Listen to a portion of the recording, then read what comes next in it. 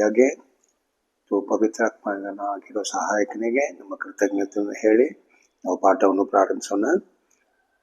ನಾವು ಓದೋ ತರಗತಿಯಲ್ಲಿ ಯೆಶಯ, ದೇವರು ಯಾವ ಥರ ಯೆಶಯ ಅನ್ನೋ ಒಂದು ಪ್ರವಾದಿಯಾಗಿ ಕರೆದಿದ್ದಾರೆ.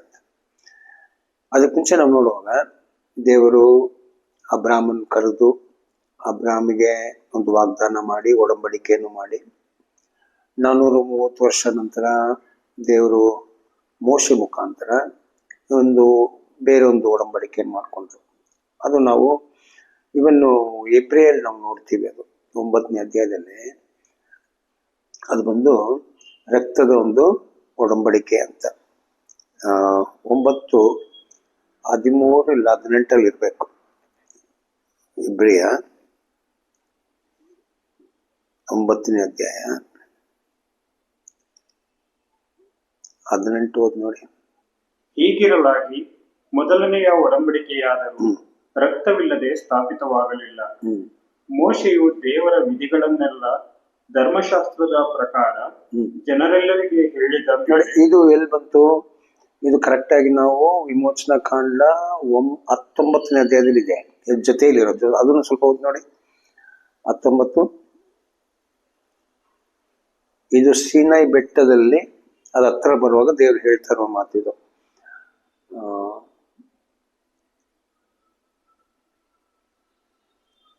19:1 ನೋಡ್ಬೋದು.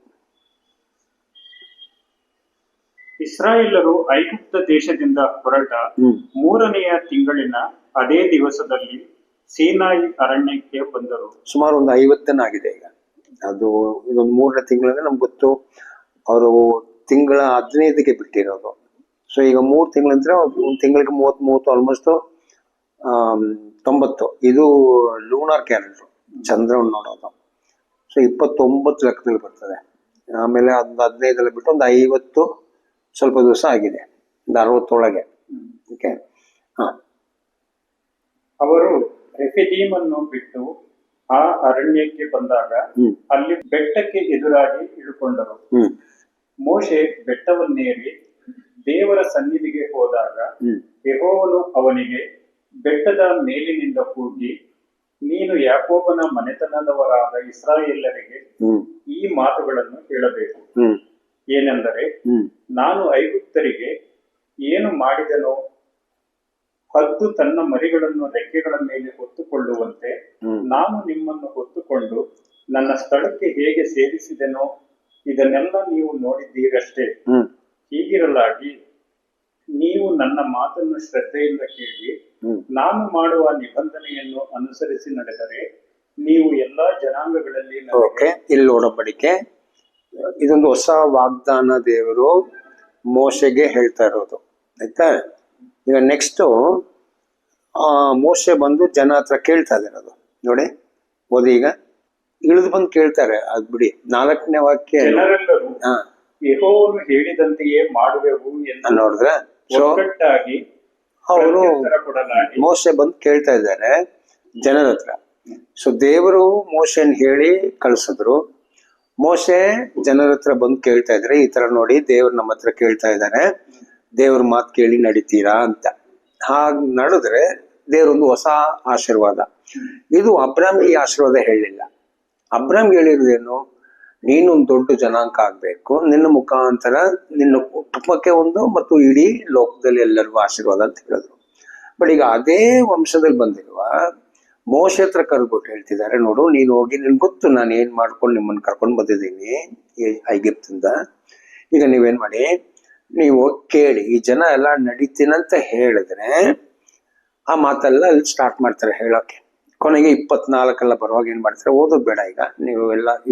ಇದು 19, 20 ಧರ್ಮಶಾಸ್ತ್ರ ಬರ್ತಾ ಇದೆ. 21, 22, 23, 24 ಆಗುವಾಗ ರಕ್ತ ಒಂದು ಕುರಿಯಲ್ಲ ಏನದು, ಚಿಕ್ಕದು ಒರಿ, ಅದು ಕಾಫ್, ಅದನ್ನು ಕೊಯ್ದು ಏನ್ ಮಾಡ್ಬೇಕು, ಅದ್ರ ರಕ್ತ ನೀವು ಎಲ್ಲ ಕಡೆ ಏನ್ ಮಾಡ್ಬೇಕು, ಹಾಕಿ ಒಡಂಬಡಿಕೆ ಏನ್ ಮಾಡ್ಕೊಳ್ಬೇಕು. ಇದನ್ನೇ ನಾವು ಇಬ್ರಿಯದಲ್ಲಿ ಓದ್ತಾ ಇರೋದು. ಈ ವಿಷಯನೇ ಅವ್ರು ಹೇಳ್ತಾ ಇರೋದು. ಓದಿ ಈಗ ಇಬ್ರಿಯ ಓದಿ. ಈಗ ಅದೇ ನಾವು ಅಲ್ಲಿ ಓದ್ತಾ ಇದೀವಲ್ಲ, 9ನೇ ಅಧ್ಯಾಯದಲ್ಲಿ 18 ಸ್ಟಾರ್ಟ್ ಮಾಡಿರೋದು. ಅದ್ ಬ್ಯಾಕ್ ಗ್ರೌಂಡ್ ನಾವೀಗ ಓದಿರೋದು. ಈಗ 19ನೇ ವಾಕ್ಯ.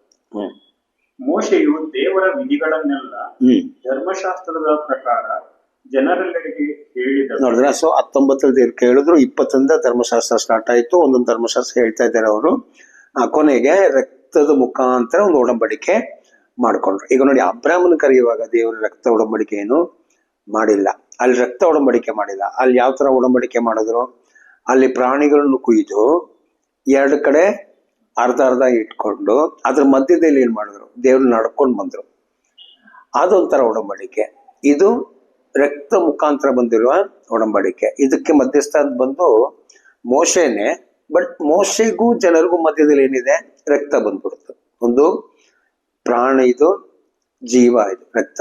ಇದನ್ನು ಮಧ್ಯದಲ್ಲಿ ಇಟ್ಕೊಂಡು ಒಡಂಬಡಿಕೆ ಮಾಡ್ತಾ ಇರೋದು. ಅದನ್ನೇ ಈಗ ಮೋಶೆ ಹೇಳ್ತಿದ್ದಾರೆ.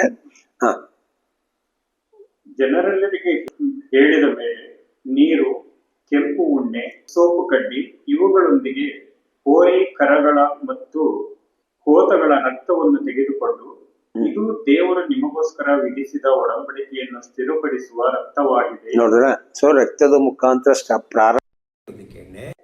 ಅದು ರಕ್ತದ ಮುಖಾಂತರ ಏನಾಗ್ಬೇಕು? ಅದನ್ನೇ 9ರಲ್ಲಿ ಹೇಳಿರೋದು. ಎಲ್ಲ ಪಾಪಗಳು ಪರಿಹಾರ ಆಗೋದು ರಕ್ತದಲ್ಲಿ. ಅದಕ್ಕೆ ರಕ್ತ ಒಡಂಬಡಿಕೆ.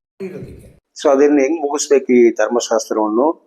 ಇನ್ನೊಂದು ರಕ್ತದ ಮುಖಾಂತರ, ಪಾಪ ಎಲ್ಲ ಒಂದು ರಕ್ತದ ಮುಖಾಂತರ. ಅದು ನಾವು ಇನ್ನು ಡೀಟೇಲ್ ಆಗಿ ಮುಂದೆ ಹೇಳ್ಕೊಡ್ತೀವಿ. ಅದು ಯಶ್ವ ಏನಕ್ಕೆ ಬಂದ್ರು, ಯಾವ ತರ ಯಶ್ವ ರಕ್ತದಲ್ಲೆಲ್ಲ ಪಾಪ ಪರಿಹಾರ ಆಗೋದು, ಅದು ಬೇರೆ ಒಂದು ಪಾಠ. ಇವಾಗ ನಮ್ಗೇನು ದೇವ್ರ ಉದ್ದೇಶ ಏನಾಗಿತ್ತು? ಮೋಶೆ ಮುಖಾಂತರ ಈ ಒಡಂಬಡಿಕೆ ಹೇಳಿ ಈ ಧರ್ಮಶಾಸ್ತ್ರಗಳನ್ನು ಹೇಳ್ಕೊಡೋದಕ್ಕೆ ದೇವರು ಯಾಜಕರನ್ನು ಇಟ್ರು ಮತ್ತು ಲೇವಿಯರನ್ನು ಆರಿಸ್ಕೊಂಡ್ರು. ನಾವೇನ್ ನೋಡಿದ್ದೀವಿ? ಯಾಜಕರು ಸುಳ್ಳಾಗ್ಬಿಟ್ರು ಮತ್ತು ಈ ಲೇವಿಯರನ್ನು ಸುಳ್ಳಾಗ್ಬಿಟ್ರು. ಯಾಕೆ? ಅರಸರುಗಳು ಏನ್ ಮಾಡ್ಲಿಲ್ಲ, ಅವ್ರ ದೇವ್ರ ಚಿತ್ತದಲ್ಲಿ ನಡೆಯಕ್ಕೆ ಇಷ್ಟ ಇರಲಿಲ್ಲ. ಆವಾಗ ದೇವ್ರು ಏನ್ ಮಾಡಿದ್ರು? ಪ್ರವಾದಿಗಳನ್ನು ಆರಿಸ್ಕೊಂಡ್ರು. ಈಗ ಪ್ರವಾದಿಗಳು ಏನಾಗ್ಬಿಟ್ರು? ಅವ್ರ ಅರಸರ ಜೊತೆಲಿ ಸೇರ್ಕೊಂಡು ಹೆದರಿಕೆಯಲ್ಲಿ ಅರಸರ ಚಿತ್ತದ ಪ್ರಕಾರ ನಡೆಯೋಕೆ ಸ್ಟಾರ್ಟ್ ಮಾಡ್ಬಿಟ್ರು. ಈಗ ಅರಸರು ಏನ್ ಹೇಳ್ತಾ ಇದ್ರು? ಅರಸರಿಗೆ ಮನ್ಸು ಖುಷಿ ಆಗೋ ತರ, ಸಂತೋಷ ಆಗೋ ತರ ಇವ್ರೇನ್ ಮಾಡ್ತಾ ಇದ್ರು? ದೇವ್ರ ಹೆಸರಲ್ಲಿ ಪ್ರವಾದನೆ ಮಾಡ್ತಾ ಇದ್ರು. ಅದ್ ನಾವು ಯೆಹೋಷಾಫಾತ್ ಅರಸನ ಕಾಲದಲ್ಲಿ ನೋಡ್ತೀವಿ, ಆಹಾಬ್ ಅರಸನ ಕಾಲದಲ್ಲಿ ನೋಡ್ತೀವಿ. ಇವರೆಲ್ಲರೂ ಪ್ರವಾದಿಗಳನ್ನು ಅವ್ರ ಚಿತ್ತದ ಪ್ರಕಾರ ದೇವರ ಹೆಸರಲ್ಲಿ ಉಪಯೋಗ ಮಾಡ್ತಾ ಇದ್ರು. ಅವಾಗ ಏನಾಯ್ತು? ತಿರ್ಗಾ ಸುಳ್ಳು ಬಂತು. ಈಗ ಮನೆಯಲ್ಲಿ ಏನ್ ಮಾಡ್ಬೋದು? ಕಲಿಬಹುದು. ಈಗ ಅರಸನ ಹತ್ರ ಸುಳ್ಳು ಇರುವಾಗ, ರಾಜ್ಯದಲ್ಲಿ ಸುಳ್ಳು ಬರುವಾಗ, ಮನೇಲಿ ಎಲ್ಲಿ ಸತ್ಯ ಇರ್ತದೆ? ಮನೇಲಿ ಏನಾಯ್ತು? ಈಗ ಸುಳ್ಳಾಯ್ತು. ಅದಕ್ಕೆ ದೇವರನ್ನ ನೀವೇನ್ ಮಾಡಿದ್ರು? ಏಷ್ಯಾದಲ್ಲಿ ಏಷ್ಯಾ ಹೇಳಿದ್ರು, ಇನ್ಮೇಲೆ ನಿಮ್ಗೆ ರಾಜ್ಯದಲ್ಲೂ ಕಲಿಯಕ್ಕಾಗ್ತಾ ಇಲ್ಲ, ಮನೆಯಲ್ಲೂ ಸತ್ಯ ಕಲಿಯೋಕ್ಕಾಗ್ತಾ ಇಲ್ಲ. ಅದಕ್ಕೆ ಅರಸರುಗಳಿಗೆ ಪ್ರವಾದಿಯಾಗಿದ್ದಿರುವ ಯೆಶಾಯನು ದೇವ್ರು ಕರೆದ್ಬಿಟ್ಟು ಏನಂತ ಹೇಳಿದ್ರು?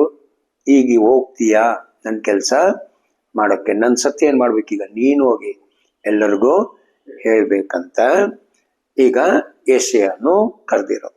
ಆಮೇಲೆ ಯೆಶಾಯ ಹೇಳಿರೋ ಪ್ರವಾದನೆಗಳೇ ಈಗ ನಮ್ಗೆ ತುಂಬಾ ಪ್ರಧಾನ ಆಯ್ತು. ಈ ತರ ಪ್ರವಾದಿಯಲ್ಲಿ ಯೆಶಾಯನೇ ಪ್ರಥಮ ಪ್ರವಾದಿ. ಇದಕ್ ಮುಂಚೆ ನಮ್ಗೆ ಗೊತ್ತು ಮೋಶೆ ಪ್ರವಾದಿ. ಅವರು ಯೆಶುವ ಬಗ್ಗೆ ಪ್ರವಾದನೆ ಮಾಡಿದ್ರು, ಯೆಶುವ ಬರ್ಬೇಕಂತ. ಬಟ್ ಯೆಶುವ ಬರೋ ಮುಂಚೆ ಈ ತರ ಎಲ್ಲ ಬಂದಿದ್ದಕ್ಕೆ ಏನಾಯ್ತು? ಯೆಶಾಯ ಒಂದು ಪ್ರವಾದಿಯಾಗಿ. ಈಗ ಯೆಶಾಯ ಬರೋಕ್ ಮುಂಚೆ ಏನಾಯ್ತು? 10 ಗೋತ್ರ ಬೇರೆ ಉತ್ತರ ಇಸ್ರೇಲ್ ಆಯ್ತು, 2 ಗೋತ್ರ ದಕ್ಷಿಣದಲ್ಲಾಯ್ತು. ಈ ದಕ್ಷಿಣ ಇಸ್ರೇಲ್ ಸ್ವಲ್ಪ ಪರವಾಗಿರ್ಲಿಲ್ಲ, ಸ್ವಲ್ಪ ಭಕ್ತಿ ಇತ್ತು. ಬಟ್ ಈ 10 ಗೋತ್ರ ಇರೋ ಕಡೆ ಏನಿತ್ತು? ತುಂಬಾ ಸುಳ್ಳಾಯ್ತು. ಆ ಫಸ್ಟ್ ಅರಸನೇ ಯೆರೋಬಾಮ್, ಅಲ್ಲೇ ಸುಳ್ಳು ಪ್ರವಾದಿ ಇದ್ರು ನೋಡಿ. ಆಗ ದೇವರು ಯೂದ ಗೋತ್ರದಿಂದ ಒಂದು ನಿಜವಾಗಿರೋ ಪ್ರವಾದಿನ ಏನ್ ಮಾಡಿದ್ರು? ಅವ್ರಿಗೆ ಕಳಿಸ್ಕೊಟ್ರು. ಅದು ನಮ್ಗೆ ಒಂದು ಅರಸ ನಾವು ಆಲ್ರೆಡಿ ನೋಡಿದೀವಿ, ಅದು 13ರಲ್ಲಿ ಅವ್ರು ಬಂದ ಬಲಿಪೀಠದಲ್ಲಿ ಹೇಳ್ತಾರೆ ನೋಡಿ, ಇದು ಇಷ್ಟು ಕಾಲ ತನಕ ನಾನು ನಿಮ್ಗೆ ಇದನ್ನು ಈ ಸುಳ್ಳನ್ನು ಬಿಟ್ಟಿದ್ದೀನಿ. ದಾವೀದ್ ವಂಶದಲ್ಲಿ ಯೋಷಯ ಅಂತ ಒಂದು ಅರಸ ಹುಟ್ಟಬೇಕು, ಅವ್ರೇನ್ ಮಾಡ್ತಾರೆ? ಎಲ್ಲವನ್ನು ಸರಿ ಮಾಡೋ ತನಕ ಈ 10 ಗೋತ್ರಕ್ಕೆ ಸಮಯವನ್ನು ಸ್ವತಂತ್ರವಾಗಿ ಸುಳ್ಳಲ್ಲಿ ನಡೆಯೋಕೆ ಬಿಟ್ಬಿಟ್ರು. ಈಗ ದೇವ್ರಿಗೆ ಏನು? ಈ 2 ಗೋತ್ರದಲ್ಲಿ ಇರೋರು ಸತ್ಯದಲ್ಲಿ ನಡಿಬೇಕು. ಕಾರಣ ಅಲ್ಲೇ ವಾಗ್ದಾನ ಆಗಿರೋದೇನು? ಯಹೂದ ಗೋತ್ರದಲ್ಲೇ ಮೋಶೆ ವಾಗ್ದಾನ ಮಾಡಿರೋ ಮೆಷಿಯ ಹುಟ್ಟಬೇಕು. ಅದಕ್ಕೆ ಈ 2 ಗೋತ್ರ ಮಾತ್ರ ದೇವ್ರ ಚಿತ್ತದಲ್ಲಿ ನಡೆದ್ರೆ ಏನಾಗ್ತದೆ? ಆ ಮೆಷಿಯ ಹುಟ್ಟಬಹುದು. ಬಟ್ ಇಲ್ಲಿ ಏನಾಯ್ತು? ತಿರ್ಗಾ ಈ 2 ಗೋತ್ರವನ್ನು ತಪ್ಪು ಮಾಡೋಕ್ ಸ್ಟಾರ್ಟ್ ಮಾಡ್ಬಿಟ್ರು. ಅವರು ತಪ್ಪಲ್ಲಿ ನಡೆಯುವಾಗಲೇ ದೇವ್ರ ಯೆಶಾಯನ ಪ್ರವಾದಿಯನ್ನು ಕರೆದ್ಬಿಟ್ಟು ನೋಡಪ್ಪ, ನೀನ್ ಇನ್ನು ಮೇಲೆ ಏನ್ ಮಾಡ್ಬೇಕು, ಪ್ರವಾದನೆ ಮಾಡ್ಬೇಕು ಜನರಿಗೆ. ಸೊ ಆತರ ಏನಾಯ್ತು, ಯೆಶಯ ಒಂದು ದೊಡ್ಡ ಪ್ರವಾದಿ ಆಗ್ಬಿಟ್ರು. ಏನೇನ್ ವಿಷಯಗಳಿತ್ತು ಎಲ್ಲ ದೇವ್ರು ಏನ್ ಮಾಡಿದ್ರು ನೋಡಿ. ಇವಾಗ ತನಕ ಯೆಶಯ ಮಾಡಿರೋ ಪ್ರವಾದನೆಗಳು ಪೂರ್ತಿ ಆಗ್ಲಿಲ್ಲ, ಕೆಲವುದು ಆಗ್ಬಿಡ್ತು. ಈಗ 40ನೇ ಅಧ್ಯಾಯದಲ್ಲಿ ಬರ್ದಿರೋದೇನು, ಅರಣ್ಯದಲ್ಲಿ ಯಾರೋ ಒಬ್ಬರು ಕೂಗ್ತಾರೆ, ನನ್ನ ದಾರಿ ಸಿದ್ಧ ಮಾಡ್ಬೇಕಂತ ಹೇಳಿರೋ ಪ್ರವಾದನೆ ಯೆಶುವ ಬರುವಾಗ ನೆರವೇರುತ್ತು. ಆದ್ರೆ ಯೆಶಯ 2ರಲ್ಲಿ ಇದೆ ನೋಡಿ ಒಂದು ಪ್ರವಾದನೆ, ಅದ್ ನೋಡಿ 2ರಲ್ಲಿ ಇರೋ ಪ್ರವಾದನೆ ಅದು ಇನ್ನೂ ನೆರವೇರಲಿಲ್ಲ 2ನೇ ಅಧ್ಯಾಯದಲ್ಲಿ. ಯೆಹೂದದ ಮತ್ತು ಯೆರೂಸಲೇಮಿನ ವಿಷಯವಾಗಿ ಆಮೋಚನ ಮಗನಾದ ಯೆಶಾಯನಿಗೆ ಕಂಡು ಬಂದ ದೈವೋಕ್ತಿ.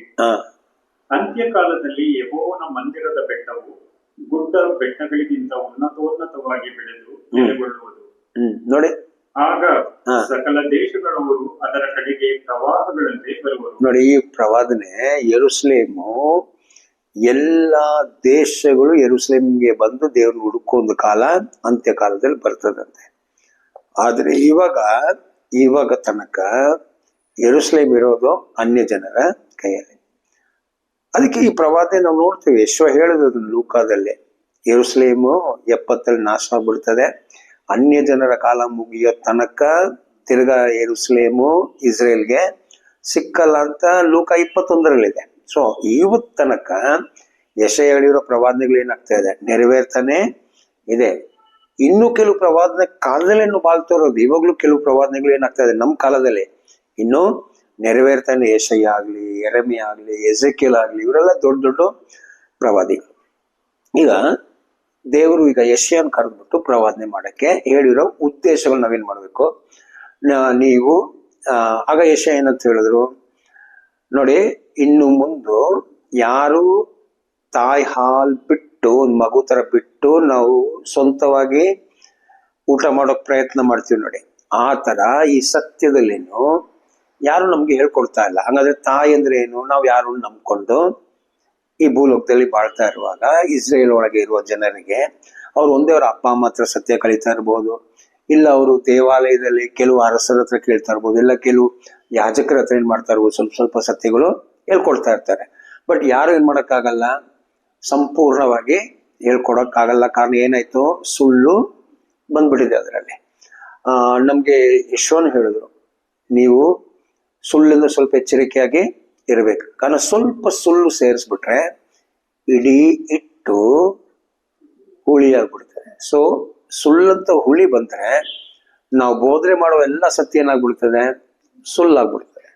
ಬಟ್ ಹುಳ್ಳಿ ಇದು ಆ ಸ್ವಲ್ಪ ಅಂತ ಇರೋದು ಪರಿಶುದ್ಧ ಆಗ್ಬಿಟ್ರೆ ನಮ್ ಹಿಟ್ಟೆಲ್ಲ ಏನಾಗ್ತದೆ. ಅದನ್ನು ಪೌಲ್ ಕೊರಿಂಥದಲ್ಲಿ ಬರೆದಿದ್ದಾರೆ. 1 ಕೊರಿಂಥದಲ್ಲಿ ಪೌಲ್ ಬರೆಯೋದೇನು, ನಾವು ಸೇರಿಸೋದು ಪರಿಶುದ್ಧ ಆಗ್ಬಿಟ್ರೆ ಹಿಟ್ಟೆಲ್ಲ ಪರಿಶುದ್ಧ ಆಗ್ತದಂತೆ. ಯೆಶುವ ನಾವು ಮತ್ತೆ 16ರಲ್ಲಿ ಹೇಳುವಾಗ ಏನಂತ ಹೇಳ್ತಿದ್ದಾರೆ, ನೀವು ಹುಳಿ ಮಾಡ್ಬಿಟ್ರೆ ಅದು ಹಿಟ್ಟೆಲ್ಲ ಹುಳಿ ಆಗ್ಬಿಡ್ತದೆ ಅಂತ. 2 ಕೊಟೇಶನ್ ಇದೆ ಈ ಸೇರಿಸೋ ಹಿಟ್ಟು ಬಗ್ಗೆ. ಸೊ ನಾವು ಸುಳ್ಳು ಸೇರಿಸಿದ್ರೆ ನಮ್ ಸತ್ಯ ಎಲ್ಲ ಸುಳ್ಳಾಗ್ಬಿಡ್ತದೆ, ನಮ್ ಸತ್ಯಗೆ ನಾವು ಸ್ವಲ್ಪ ಸತ್ಯ ಸೇರಿಸಿದ್ರೆ ಅದು ಇನ್ನೂ ಪರಿಶುದ್ಧ ಆಗ್ತದೆ. ಹಾಗಾದ್ರೆ ಖಂಡಿತ ಏನ್ ಮಾಡ್ಬೇಕು, ನಾವು ಬೈಬಲ್ ಅನ್ನು ಚೆನ್ನಾಗೆ ನಾವು ಅದರಲ್ಲಿರುವ ಎಲ್ಲ ಸತ್ಯ ಕಲಿಯುವಾಗ ನಮ್ಮಲ್ಲಿರೋ ಸತ್ಯ ಏನಾಗ್ತದೆ, ಇನ್ನು ಶುದ್ಧ ಹಾಕೊಂಡು ಬರ್ತದೆ, ನಾವು ಇನ್ನೂ ಬೆಳಕಲ್ಲಿ ಬಾಳ್ಬಹುದು.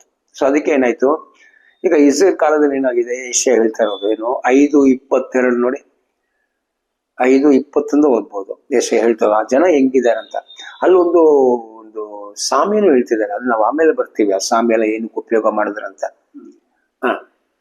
ಅಯ್ಯೋ, ಕೆಟ್ಟದ್ದನ್ನು ಒಳ್ಳೆಯದೆಂದು, ಒಳ್ಳೆಯದನ್ನು ಕೆಟ್ಟದ್ದೆಂದು ಬೋಧಿಸಿ, ಕತ್ತಲನ್ನು ಬೆಳಕೆಂದು, ಬೆಳಕನ್ನು ಕತ್ತಲೆಂದು ಸಾಧಿಸಿ. ನೋಡಿ, ಇದು ಯಾರು ಮಾಡ್ತಾ ಇರೋದು, ಒಂದೇ ಅಲ್ಲಿರೋ ಪ್ರವಾದಿಗಳು, ಇಲ್ಲ ಮನೆಯಲ್ಲಿರೋ ತಂದೆ ತಾಯಿ ಸತ್ಯ ಹೇಳ್ಕೊಡ್ಬೇಕಾಗಿರೋರು, ಎಲ್ಲ ಯಾಜಕರು ಮತ್ತು ಲೇವಿಯರು ಏನಂತ ಮಾಡ್ತಾ ಇದ್ದಾರೆ, ಬೆಳಕನ್ನು ಕತ್ತಲಾಗಿ ಮಾಡಿ ಹೇಳ್ಕೊಡ್ತಾ ಇದ್ದಾರೆ, ಸುಳ್ಳು ಮಾಡ್ಬಿಟ್ರು.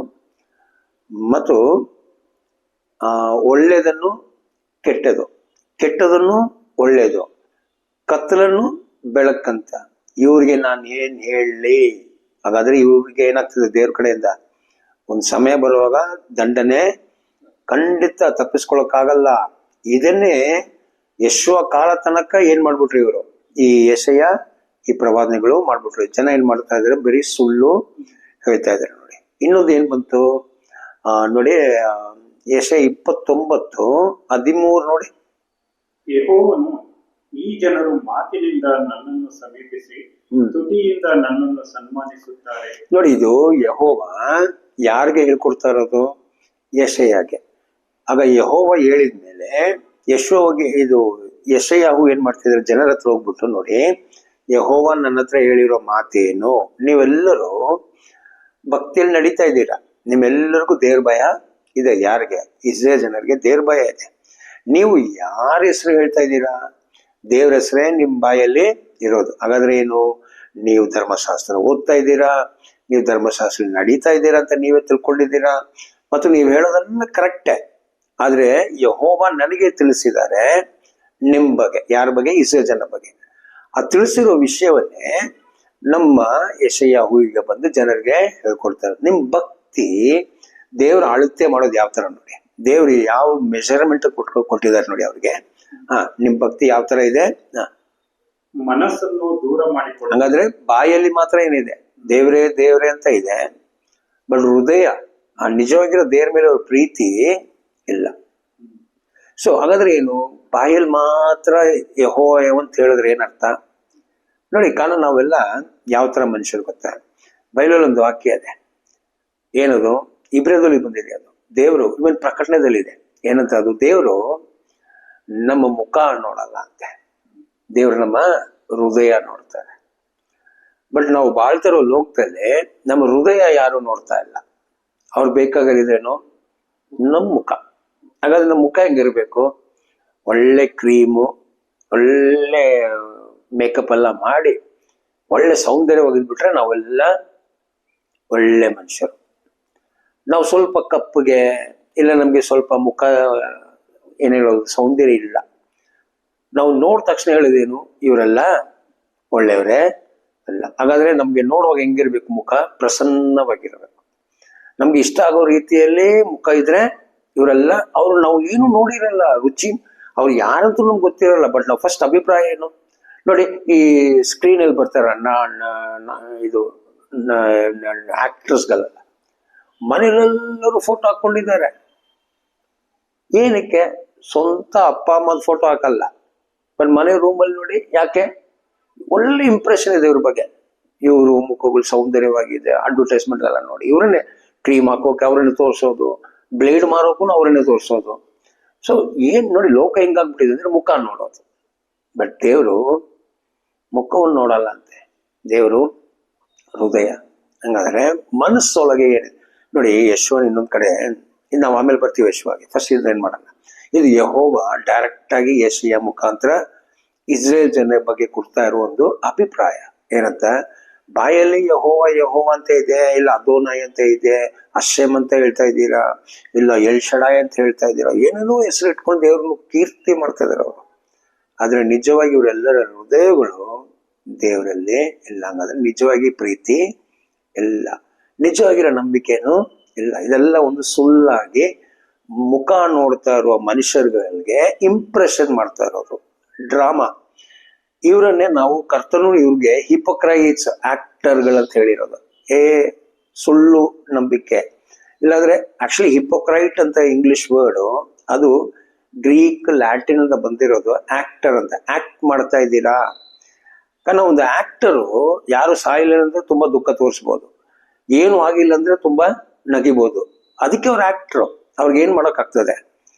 ಆ ಇಲ್ಲದ ಪರಿಸ್ಥಿತಿ ಸಂದರ್ಭವನ್ನು ಏನ್ ಮಾಡ್ಬೋದು, ಅವರಲ್ಲಿ ಅದನ್ನು ರಿಪೀಟ್ ಮಾಡಕ್ ಆಗ್ತದೆ. ಅದಕ್ಕೆ ಅವರೆಲ್ಲ ಒಳ್ಳೆ ಆಕ್ಟರ್ಗಳು. ಸೊ ಈ ನಂಬಿಕೆಯಲ್ಲಿ ಇವ್ರೇನಾಗ್ಬಿಟ್ರು, ಹೃದಯದಲ್ಲಿ ಪ್ರೀತಿ ಇಲ್ಲ, ಬಟ್ ಮುಖದಲ್ಲಿ ಏನಿದೆ?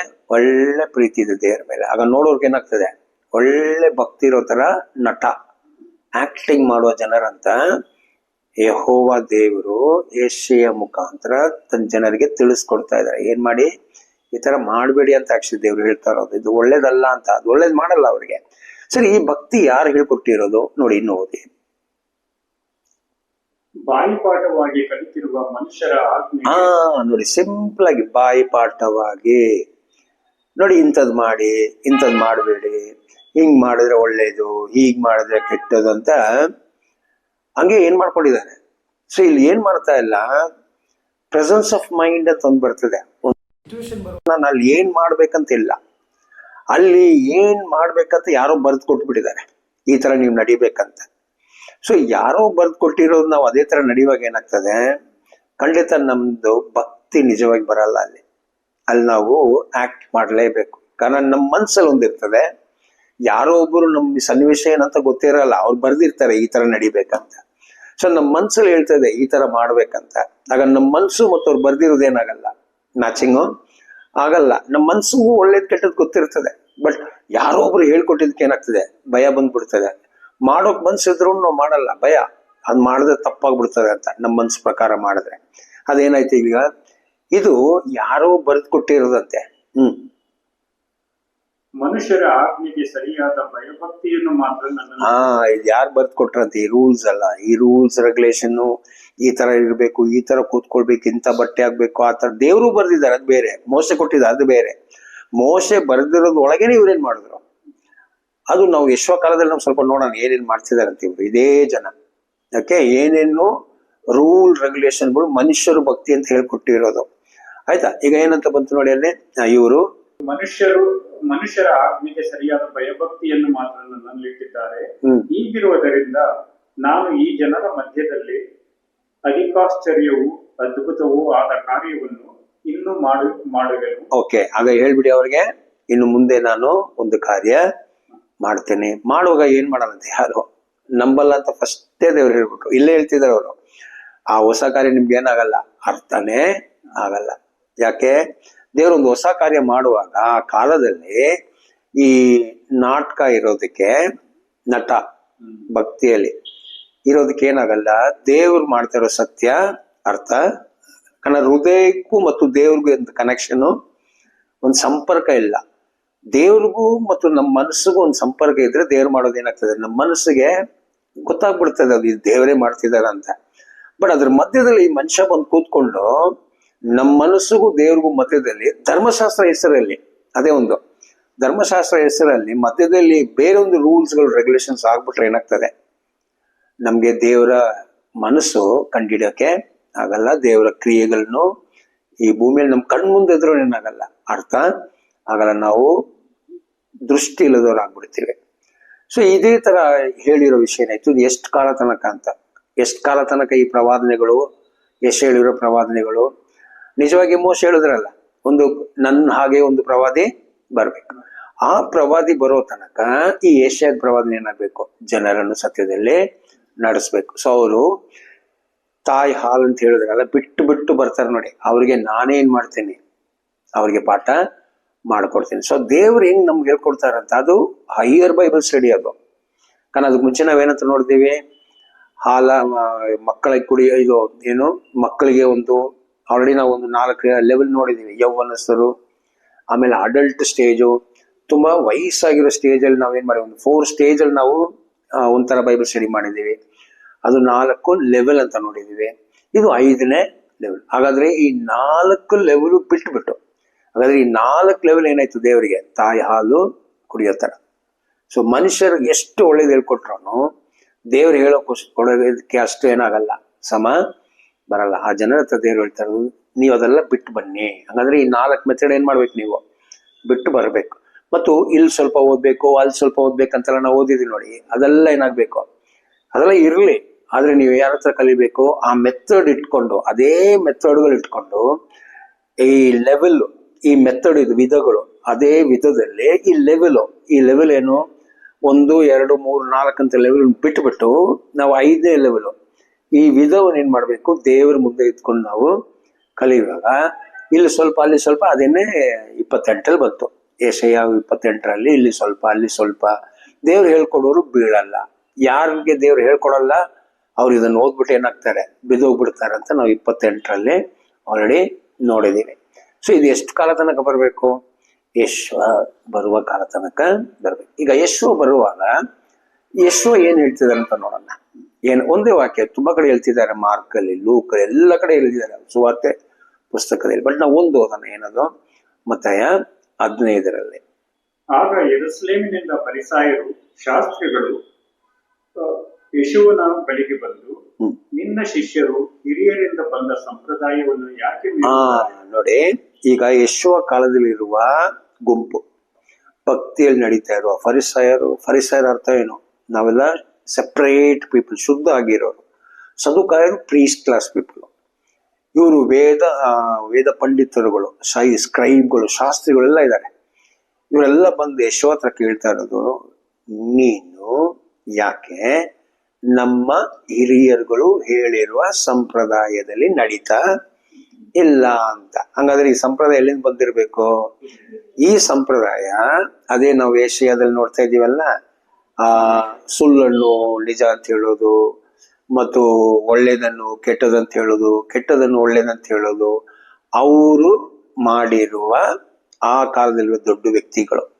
ಈಗ ಅವ್ರು ಏನಾಗ್ಬಿಟ್ರು, ಯೇಸುವ ಕಾಲಕ್ಕೆ ಹಿರಿಯರುಗಳು, ಅವ್ರು ಇನ್ನೊಬ್ರ ಕೈಗೆ ಅದನ್ನ ಹೇಳ್ಕೊಟ್ಟು ಆ ತಲಾಂತರ ಏನಾಯ್ತು, ಈ ಸುಳ್ಳುಗಳು ಇನ್ನೂ ಬರ್ತಾ ಬರ್ತಾ ಯೇಸುವ ಕಾಲ ಬರುವಾಗ ಏನಾಯ್ತು, ತುಂಬಾ ಕಷ್ಟ ಆಗ್ಬಿಡ್ತು. ಪ್ರತಿಯೊಂದು ಧರ್ಮಶಾಸ್ತ್ರಗೆ ಇವ್ರು ಏನಂತ ಹೇಳಿದ್ರು, ಮೋಶೆ ಬರೆದಿರೋ ಶಾಸ್ತ್ರ ಒಂದು, ಮೋಶೆ ಹೇಳಿರೋ ಶಾಸ್ತ್ರ ಬೇರೊಂದು, ಎರಡು ಮಾಡ್ಬಿಟ್ರು. ಒಂದು ರಿಟರ್ನ್ ಲಾ ತೋರಾ, ಇನ್ನೊಂದು ಓರಲ್ ಲಾ. ಹಂಗಾದ್ರೆ ಮೋಶೆ ಅದನ್ನು ಬರೆದು ಕೊಟ್ಟಿಲ್ಲ, ಮೋಶೆ ಅದನ್ನು ಹೇಳಿದ್ರಂತ. ಈಗ ಹೇಳಿರೋದು ಅದು ಗಾಳಿಲಿ ಹೋಯ್ತಲ್ಲ, ಹೇಳಿರೋದು ಒಂದು ಇವ್ರೇನಾಗಿರ್ಬೇಕಲ್ಲಿ ಇದ್ದಿರ್ಬೇಕು. ಹಾಗಾದ್ರೆ ಹೇಳೋದೇನು, ಮೋಶೆ ಹೇಳುವಾಗ, ಈ ಓರಲ್ ಲಾಗಳು ಹೇಳುವಾಗ ನಮ್ಮ ಹಿರಿಯರುಗಳಲ್ಲಿ ಇದ್ದಿದಾರಂತ. ಯಾರ ಕಾಲಕ್ಕೆ ಹೇಳ್ತಾ ಇರೋದು? ಯೇಸುವ ಕಾಲದಲ್ಲಿರೋ ಭಕ್ತರುಗಳಿಗೆ ನಿಜವಾಗಿ ಇವರು ಸುಳ್ಳು ಹೇಳ್ಕೊಂಡು ಬಂದಿದ್ದಾರೆ ಏನಂತ, ಇದು ನಮ್ಮ ಹಿರಿಯರು ಕೊಟ್ಟಿರೋದು. ಸೊ ಆ ಹಿರಿಯರು ಎಲ್ಲಿಂದ ಬಂದ್ರು? ಮೋಶೆಯನ್ನು ಸೇರಿಸ್ತಾ ಇದ್ದಾರೆ. ಮೋಶೆ ಕಾಲದಲ್ಲಿ ಬಂದಿರೋ ಭಕ್ತರುಗಳನ್ನು ಯೇಸುವ ಕಾಲದಲ್ಲಿರೋ ಜನರಿಗೆ ಹೇಳ್ಕೊಡ್ತಾ ಇರೋದೇನು? ನೋಡಿ, ಇವರೆಲ್ಲ ಮೋಶೆ ಕಾಲದಲ್ಲಿರೋ ಭಕ್ತರ ಹತ್ರ ಕೇಳಿರೋದು, ಅದೇ ಹಿರಿಯರು ಹೇಳ್ಕೊಟ್ಟಿರುವ ಸಂಪ್ರದಾಯಗಳು. ಕಾಲಕ್ಕೆ ಏನ್ ಮಾಡ್ತಾ ಇದ್ರು, ಒಬ್ಬೊಬ್ಬರು ಬಂದ್ಬಿಟ್ಟು ಕಾಲದ ಪ್ರಕಾರವಾಗಿ ಹೊಸ ಹೊಸ ವಿಷಯಗಳನ್ನು ಹೇಳ್ಬಿಟ್ಟು ಹೋಗಿದ್ದಾರೆ. ಮೋಶೆ ಬರೆದಿರೋದು 5 ಪುಸ್ತಕ ನಮ್ಮ ಹತ್ರ ಇದೆ. ಅದು ಆದಿಕಾಂಡ ಮತ್ತು ಧರ್ಮೋಪದೇಶ ಕಾಂಡ ತನಕ 5 ಬುಕ್ ಇದೆ. ಇದು ಬರ್ದಿ, ಇದ್ರಲ್ಲಿ ನಾವೇನ್ ಮಾಡಲ್ಲ, ಕಾರಣ ಮೋಶೆ ಹೇಳ್ಬಿಟ್ರಿ ಇದಕ್ಕೆ ಏನು ಸೇರಿಸಬಾರ್ದು, ಏನು ತೆಗಿಬಾರ್ದು ಅಂತ.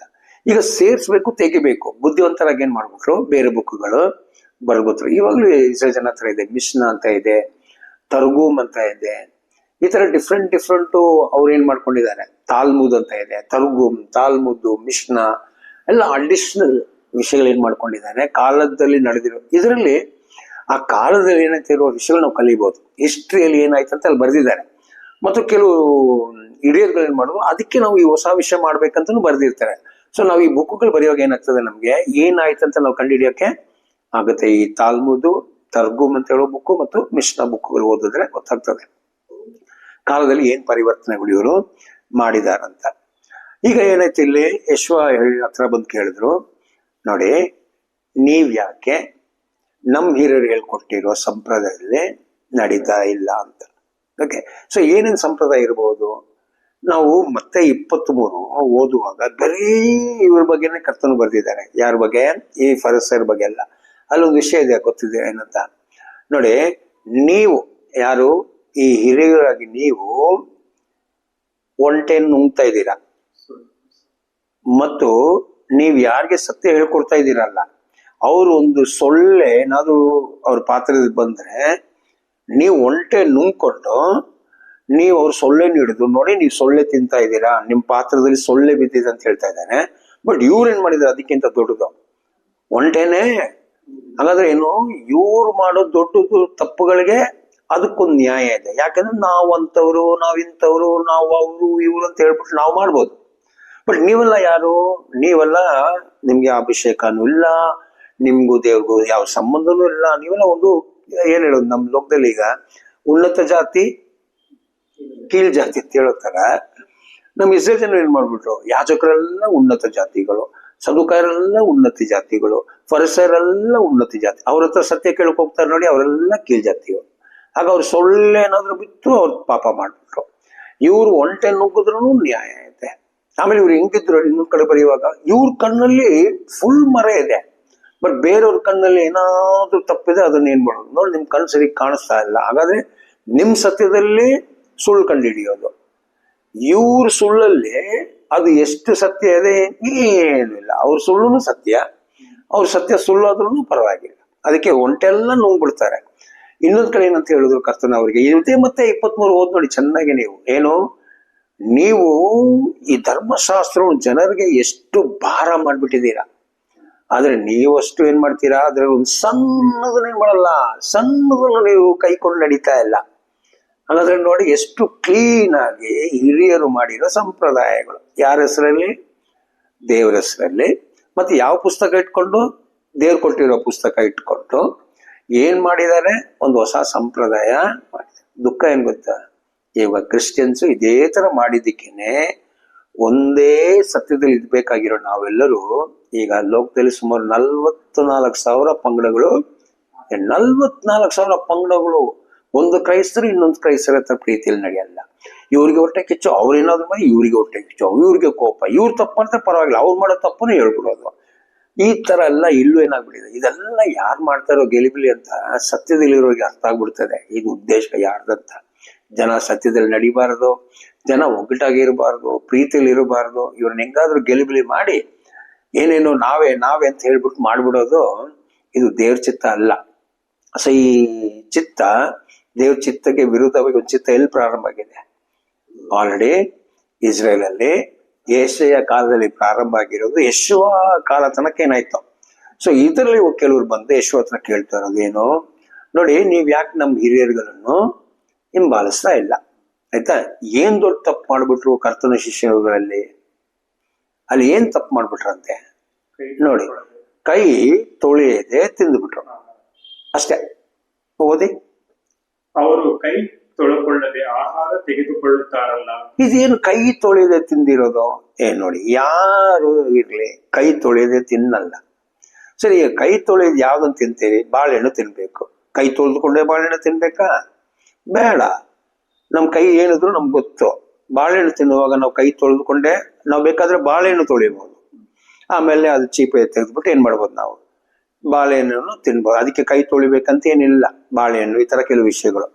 ಸೊ ಖಂಡಿತ ಇವರು ಕೈ ತೊಳೆದು ತಿನ್ನುವಾಗ ಇವರು ಶುದ್ಧ ಇರೋರೆ, ಇವ್ರಿಗೂ ಗೊತ್ತು ನಾವು ತಿನ್ನುವಾಗ ನಾವು ಅಶುದ್ಧ ತಿಂದ್ಬಿಟ್ರೆ ಕಾಯಿಲೆಗಳು ಬರ್ತದೆ ಅಂತ ಗೊತ್ತು. ಬಟ್ ಇಲ್ಲಿ ಕೈ ತೊಳೆದಿಲ್ಲ ಅಂತ ಹೇಳುವಾಗ ಯಾವ ತರ, ಈ ಕೈ ತೊಳೆಯೋಕೆನೆ ಒಂದು ಸಿಸ್ಟಮ್ ಮಾಡಿದ್ರು. ಅದು ಈಗಲೂ ಇಸ್ರೇಲ್ ಜನ ಮಾಡ್ತಿದ್ದಾರೆ. ಅದನ್ನೇ ಕಾಪಿ ಮಾಡ್ಬಿಟ್ಟು ಇವತ್ತು ಇನ್ನೊಂದು ಧರ್ಮ ನಂತರ ಬಂದಿರೋ ಮುಸ್ಲಿಂ ಧರ್ಮನು ಅದೇನೇ ಕಾಪಿ ಮಾಡ್ತಿದ್ದಾರೆ. ಅವ್ರು ಹಿಂಗ್ ಕೈ ತೊಳಿತಾರೆ, ನೀರನ್ನು ಎತ್ಬಿಟ್ಟು ಹಿಂಗಾಗ್ಬೇಕು, ಅದು ಹಿಂಗ್ ಬರ್ಬೇಕು, ಹಿಂಗಾಗ್ಬೇಕು, ಹಿಂಗ್ ಬರ್ಬೇಕು, ಹಿಂಗ್ ಕರೆಕ್ಟಾಗಿ ಬರ್ಬೇಕು, ಆ ನೀರು ಹಿಂಗೆ ಬರ್ಬೇಕು, ಅದು ಕೈ ತೊಳೆದಿರೋದಂತೆ. ಅವಕ್ಕೆ ಹಿಂಗ್ ತೊಳಿಬೇಕು ಕಿವಿಯನ್ನೆಲ್ಲ, ಈ ತರ ಹಿಂಗಲ್ಲ, ಸ್ವಲ್ಪ ನೀರು ಎತ್ಬಿಟ್ಟು ಹಿಂಗೆ, ಆ ತರ ಸಿಸ್ಟಮ್ ಮಾಡ್ಬಿಟ್ರು ಅವ್ರನ್ನು. ಈ ತರ ತೊಳೆದ್ರೆ ಶುದ್ಧ ಅಂತೆ, ಈ ತರ ತೊಳಿಲಿಲ್ಲ ಅಂದ್ರೆ ಶುದ್ಧ ಇಲ್ಲ ಅಂತ. ಆ ತರ ಯಾಕೆ ಇದು ಯಾವುದು ಹಿರಿಯರುಗಳು ಮಾಡಿದ್ರು, ಕಾಲು ಯಾವ ತರ ತೊಳಿಬೇಕು, ಪ್ರತಿಯೊಂದು ಸಿಸ್ಟಮ್ ಇದೆ. ನೀವು ಬೇಕಾದ್ರೆ ಇವಾಗ ನಾವು ಇನ್ನೊಂದು ಮತದ ನೋಡುವಾಗ ನಮ್ಗೆ ಗೊತ್ತಾಗ್ತದೆ ಅವ್ರು ಯಾವ ತರ ತೊಳಿತಾರೆ, ಇದು ಎಲ್ಲಿಂದ ಅವ್ರು ಕಾಪಿ ಹೊಡೆದ್ರು. ಕಾರಣ ಈ ಧರ್ಮ ಆಲ್ರೆಡಿ ಇದೆ. ಇದು ಬಂದಿರೋದು 600 ಕ್ರಿಸ್ತ ಶಕ. ಸೊ ಖಂಡಿತ 600 ವರ್ಷ ನಂತರ ಬಂದಿರೋದು. ಅವ್ರಿಂದನೇ ಏನ್ ಮಾಡ್ಬೇಕು, ಅವ್ರ ಕೈಯಲ್ಲೂ ಬುಕ್ ಇರೋದು, ಮೋಶೆ ಬಗ್ಗೆ, ದಾವೀದ್ ಬಗ್ಗೆ ಎಲ್ಲ ಇರುವಾಗ, ಅಬ್ರಾಮ್ ಬಗ್ಗೆ ಎಲ್ಲ ಇರುವಾಗ ಎಲ್ಲಿಂದ ಬಂತು, ಅದು ಫಸ್ಟ್ ಇರೋದು ತನಕಲ್ಲಿ. ಅರ್ಥ ಏನು, ನಮ್ಮ ಹಳೆ ಒಡಂಬಡಿಕೆ. ಆಮೇಲೆ ಅವ್ರು ಅದನ್ನು ತಗೊಂಡಿರೋದು ಅವರು. ಈಗ ಅವ್ರದ್ದು ಅಂತ ಹೇಳ್ತಾ ಇದಾರೆ, ನಮ್ಗೆ ಅದು ಪರವಾಗಿಲ್ಲ. ಬಟ್ ಈ ಸಂಪ್ರದಾಯ ಬಗ್ಗೆ ನಾವು ಹೇಳುವಾಗ ಅವ್ರು ಏನ್ ಮಾಡ್ತಿದ್ದಾರೆ, ಈ ಸಂಪ್ರದಾಯಗಳನ್ನು ಫಾಲೋ ಮಾಡ್ತಾ ಇದ್ದಾರೆ. ಇದೆಲ್ಲ ಆಕ್ಚುಲಿ ಒಂದು ಹಿರಿಯರುಗಳು ಮಾಡಿರೋದಂತೆ. ಅದಕ್ಕೆ ಕರ್ತನ ಏನು ಉತ್ತರ ಕೊಟ್ರು ನೋಡಿ. ಆತನು ಅವರಿಗೆ ಉತ್ತರ ಕೊಟ್ಟದ್ದೇನೆಂದರೆ, ನೀವು ಸಹ ನಿಮ್ಮ ಸಂಪ್ರದಾಯದ ನಿಮಿತ್ತ ದೇವರ ಆಜ್ಞೆಯನ್ನು ಯಾಕೆ ಮೀರುತ್ತೀರಿ. ನೋಡಿ ಎಷ್ಟು ಕ್ಲೀನ್ ಆಗಿ ಇರ್ತದೆ ನೋಡಿ. ಮೋಶೆ ಕೊಟ್ಟಿರೋ ಆಜ್ಞೆ ಒಂದ್ ಕಡೆ ಇದೆ, ಅದನ್ನು ಸಂಪ್ರದಾಯ ಮಾಡಿರೋದು ಇನ್ನೊಂದ್ ಕಡೆ ಇದೆ. ಕರ್ತನ್ ಕೇಳ್ತಾ ಇರೋದು, ನೀವು ಮೋಶೆ ಧರ್ಮಶಾಸ್ತ್ರವನ್ನು ನಿಮ್ಮ ಪ್ರಕಾರ ಒಂದು ಸಂಪ್ರದಾಯ ಮಾಡಿದ್ದೀರಾ, ಬಟ್ ನೀವು ಸಂಪ್ರದಾಯದಲ್ಲಿ ನಡೆಯುವಾಗ ಏನಾಗ್ತಾ ಇದೆ, ಮೋಶೆದು ಧರ್ಮಶಾಸ್ತ್ರದಲ್ಲಿ ನೀವು ನಡೀತಾ ಇಲ್ಲ. ಬಟ್ ಎಲ್ಲಿ ನಡೀತಾ ಇದ್ದೀರಾ ನೀವು, ಹಿರಿಯರು ಕೊಟ್ಟಿರುವ ಸಂಪ್ರದಾಯ. ಹಾಗಾದ್ರೆ ನೀವು ಏನಂತ ಕೇಳ್ತಾ ಇರೋದು, ನೀವು ಮೋಶೆ ಹೇಳಿದ್ರು ಇದಕ್ಕೇನು ಸೇರಿಸಬೇಡಿ, ಏನು ತೆಗಿಬೇಡಿ ಅಂತ. ಹಾಗಾದ್ರೆ ಏನ್ ಬಂತು, ಪುಸ್ತಕದಲ್ಲಿ ಮಾತ್ರ ಇದೆ, ಬಟ್ ಪ್ರತಿ ದಿನದ ವಿಷಯದಲ್ಲಿ ಆ ಪುಸ್ತಕದಲ್ಲಿ ಬರೆದಿರೋ ಸತ್ಯ ಸಂಪ್ರದಾಯ ಆಗ್ಬಿಟ್ಟಿದೆ. ಸೊ ಅದಕ್ಕೆ ಸಂಪ್ರದಾಯದಲ್ಲಿ ನಡೆಯೋರು ಮೋಶೆಗೆ ವಿಧೇಯರಾಗಿ ನಡೀತಾ ಇಲ್ಲ. ಮೋಶೆ ಕೊಟ್ಟಿರೋ ಧರ್ಮಶಾಸ್ತ್ರಕ್ಕೆ ವಿಧೇಯರಾಗಿ ನಡೀತಾ ಇಲ್ಲ. ಹಂಗಾದ್ರೆ ದೇವ್ರಿಗೂ ವಿಧೇಯರಾಗಿ ನಡೀತಾ ಇಲ್ಲ, ಅದು ಭಕ್ತಿನೂ ಇಲ್ಲ ಅಂತಾನೆ ಯಶವನು ಹೇಳ್ತಾ ಇರೋದು. ಇದೇನೆ ಯಶಯಾಹುನು ಹೇಳಿರೋದು.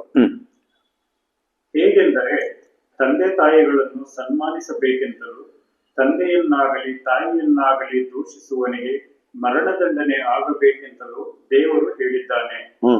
ನೀವು ಯಾವನಾದರೂ ತನ್ನ ತಂದೆಯನ್ನಾಗಲಿ ತಾಯಿಯನ್ನಾಗಲಿ ನೋಡಿ, ನಾನು ನಿನ್ನ ಸಂರಕ್ಷಣೆಗಾಗಿ ಕೊಡತಕ್ಕದ್ದನ್ನು ದೇವರಿಗಾಗಿ ಇಟ್ಟಿದ್ದೇನೆ ಎಂದು ಹೇಳುವುದಾದರೆ ಅವನಿಗೆ ತನ್ನ ತಂದೆ ತಾಯಿಗಳನ್ನು ಸನ್ಮಾನಿಸಬೇಕಾದದ್ದಿಲ್ಲ ಅನ್ನುತ್ತೀರಿ. ನೋಡಿದ್ರ ಈಗೇನು ನೋಡಿ, ಮೋಶೆ ಹೇಳಿರೋದು ತಂದೆ ತಾಯಿಗೆ ಏನ್ ಸೇವೆ ಮಾಡ್ಬೇಕು ಅದು ಏನಿದ್ರು ತಂದೆ ತಾಯಿಗೆ ಮಾಡ್ಲೇಬೇಕು. ಆಮೇಲೆ ದೇವ್ರಿಗೆ ಏನ್ ಸೇವೆ ಮಾಡ್ಬೇಕು ಅದು ದೇವ್ರಿಗೇನೆ ಮಾಡ್ಬೇಕು. ಹಂಗಾದ್ರೆ ಇದು ಕೆಲವರು ಬಂದು ಯಶೋತ್ರನು ಕೇಳಿದ್ರು ಏನಂತ, ನಾವ್ ಹೆಂಗೆ ಅಂತ. ಆಗ ಒಂದು ಕಾಸು ತಗೊಂಡು ಇದು ಯಾರ ಚಿತ್ರ ಇದೆ ಇದರಲ್ಲಿ ಅಂತ ಕೇಳಿದ್ರು. ಅರಸನ್. ಹಂಗಾದ್ರೆ ಏನ್ ಮಾಡಿ, ಅರಸನ್ ಕೊಟ್ಟಿರೋ ಹಣ ಅದು ವಾಪಸ್ ಏನ್ ಮಾಡಿ ಅರಸನಿಗೆ ಕೊಡಿ.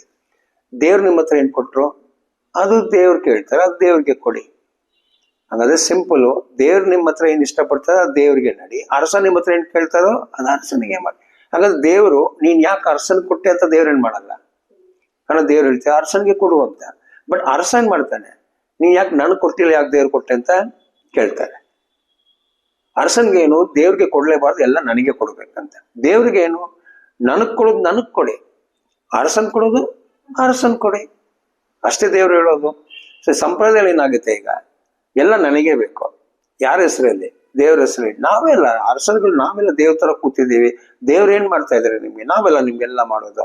ನಾವು ನಿಮ್ಗೆ ಬಟ್ಟೆ, ಊಟ, ಮನೆ ಎಲ್ಲ ನಾವೆಲ್ಲ ನಿಮ್ಗೆ ಕೊಡೋದು. ಆಗ ನೀವ್ ಯಾರಿಗೆ ಮಾನವ ಗಣ ಎಲ್ಲ ಕೊಡ್ಬೇಕು, ನಮ್ಗೆ, ದೇವ್ರಿಗೆಲ್ಲ ಅಂತ. ಸೊ ದೇವ್ರ ಹೆಸರೆಲ್ಲ ಅವರೇ ತಗೊಳ್ತಾರೆ. ಇದು ಸಂಪ್ರದಾಯ.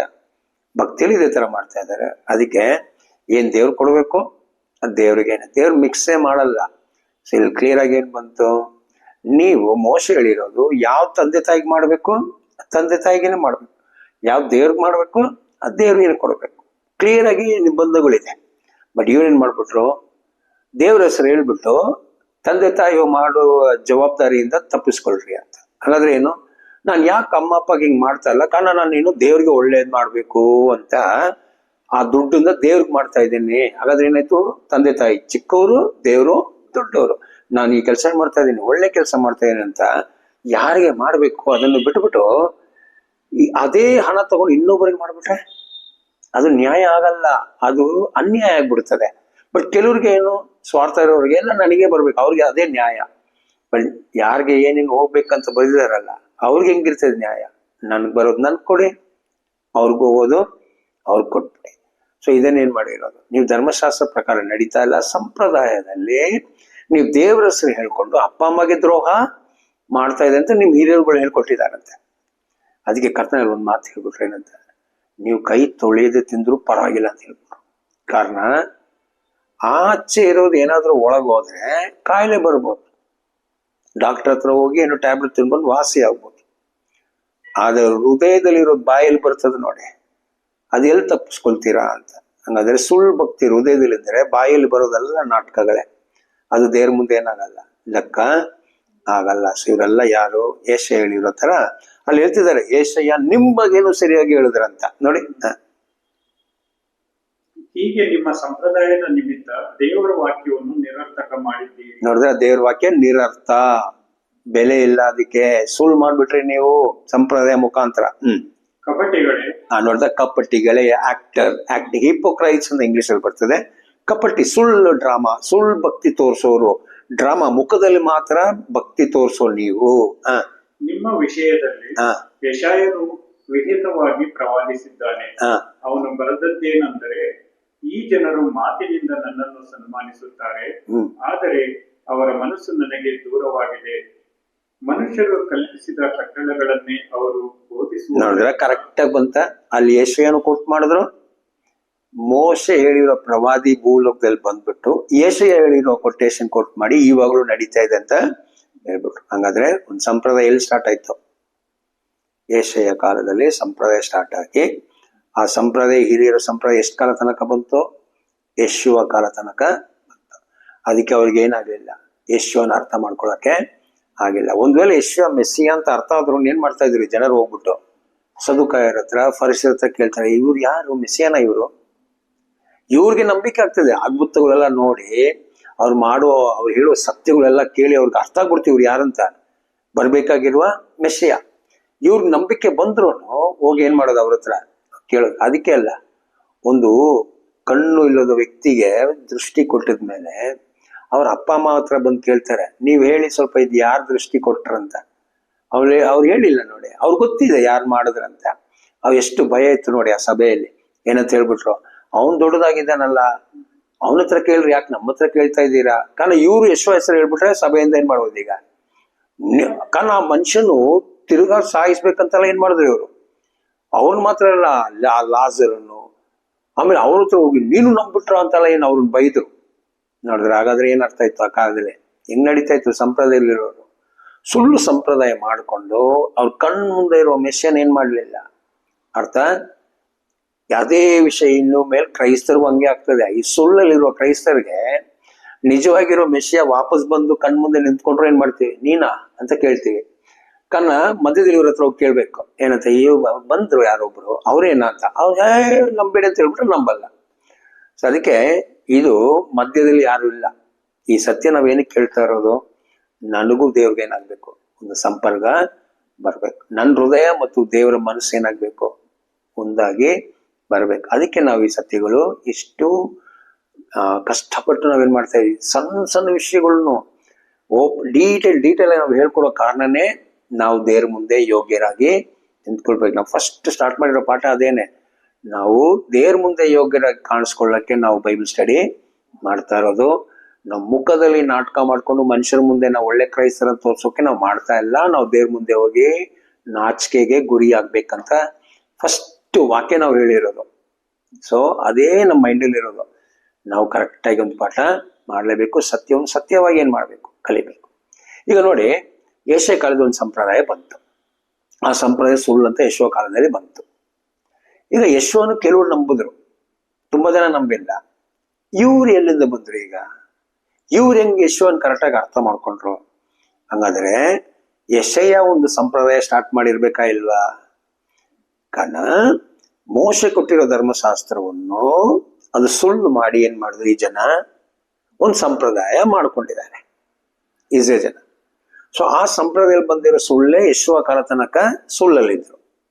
ಈಗ ಯೇಸುವನ್ನು ಕೆಲವರು ನಂಬಿದಾರಲ್ಲ, ಅವ್ರು ಯಾರಾಗಿರ್ಬೇಕು, ಅವ್ರು ಯಾವ ವಂಶದಲ್ಲಿ ಬಂದ್ರು, ಅವ್ರಿಗೆ ಪಾಠ ಯಾರು ಹೇಳ್ಕೊಟ್ಟಿರ್ಬೇಕು? ಖಂಡಿತ ದೇವರೇನಂತ ಹೇಳಿದ್ರು, ಹಾಲ್ ಬಿಟ್ಟು ಬರೋರಿಗೆ ನಾನೇ ಹೇಳ್ಕೊಡ್ತೀನಿ ಅಂತ ಯೆಶಯ್ಯ 28 ಹೇಳಿರೋ ಒಂದು ಗುಂಪು ಅಲ್ಲೇ ಪ್ರಾರಂಭ ಆಗಿರ್ಬೇಕಾ ಇಲ್ವಾ ಯೆಶಯ್ಯ ಕಾಲದಲ್ಲಿ? ಅದನ್ನೇ ನಾವೇನ್ ಮಾಡ್ತಾ ಇದೀವಿ ಈಗ, ಆಯ್ತಾ ಇಲ್ವಾ ಅಂತ ನಾವು ನೋಡ್ತಾ ಇರೋದು. ಅದು ಯಾರು ಪ್ರಾರಂಭ ಮಾಡಿರೋದು? ಯೇಸುವ ಮುಖಾಂತರ. ಯೆಹೋಶುವ ಹೋಗಿ, ಯೆಹೋಶುವ ಅಂತ ಹೇಳ್ತೀವಿ, ಯೆಶಯ್ಯ ಹೋಗಿ ಆ ಪ್ರವಾದನೆ ಮಾಡುವಾಗ ಯೆಶಯ್ಯಾಹು ನಂಬಿರೋರು ಏನಾಗ್ಬಿಟ್ರು, ಅವ್ರಿಗೆ ಶಿಷ್ಯರು ಆಗಿ ಆ ಒಂದು ವಂಶದಲ್ಲಿ ಏನಾಗಿದೆ, ಬರ್ಬೇಕಾಗಿರೋ ಮೆಸ್ಸಿಯ ಯಾರಂತ ಅವ್ರು ಕರೆಕ್ಟಾಗಿ ನಡೆಸ್ಕೊಂಡು ಬಂದ್ರು. ಅಂತವ್ರಿಗೆಲ್ಲ ಏನಾಯ್ತು, ಕರೆಕ್ಟಾಗಿ ಉಪದೇಶ ಬಂತು. ಯೇಸುವ ನೋಡುವಾಗ ಇವರೇ ಮೆಸ್ಸಿಯ ಅಂತ ಏನ್ ಮಾಡಿದ್ರು, ಅವರು ಅರ್ಥ ಮಾಡ್ಕೊಂಡ್ರು. ಅವ್ರು ಹೋಗಿ ಅವ್ರ ಹಿರಿಯ ಹತ್ರ ಕೇಳಿದ್ರೆ ಅವ್ರೇ ಅಂತ ಹೇಳ್ಬಿಡ್ತಾ ಇದ್ರು. ಆಗ ಏನಾಯ್ತು, ಸಂದೇಹ ಇಲ್ಲ. ಈಗ ಅವ್ರ ಬಗ್ಗೆ ನಾವು ಬೈಬಲ್ ವಾಕ್ಯ ಇದೆ ಅಂತ ನೋಡ್ಬೇಕು. ಓಕೆ, ಅದೇನೆ ನಾವು ಯೆಶಯ್ಯ 8 ಐ ಥಿಂಕ್ 14 ಓದ್ ನೋಡಿ. 16 ಅದೆಲ್ಲ ಬರ್ತದೆ ಸ್ಟಾರ್ಟಿಂಗ್ ಕರೆಕ್ಟಾಗಿ. 8, 12, 13 ಇರ್ಬೇಕು ಸ್ವಲ್ಪ ಅಲ್ವಾ?